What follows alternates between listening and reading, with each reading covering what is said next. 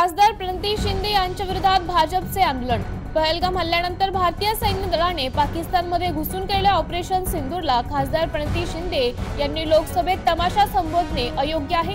खासदार प्रणिती शिंदे पात्रता नसताना प्रधानमंत्री नरेंद्र मोदी आणि मुख्यमंत्री देवेंद्र फडणवीस यांच्यावर टीका करतात असा आरोप करीत आज धुळ्यातील शहर पोलीस चौकी समोर खासदार प्रणिती शिंदे यांच्या विरोधात भाजपने असे अनोखे आंदोलन करीत त्यांचा वेगळ्याच पद्धतीने निषेध यावेळी करण्यात आला।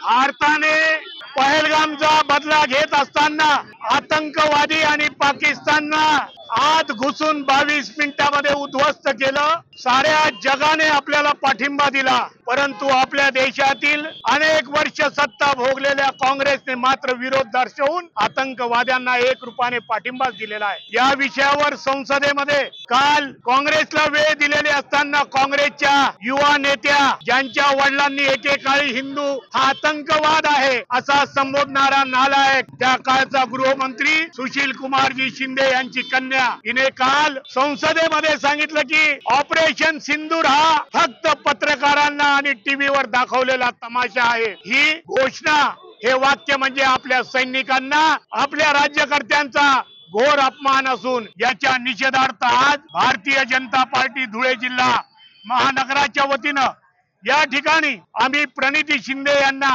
माफही केलेलं आहे।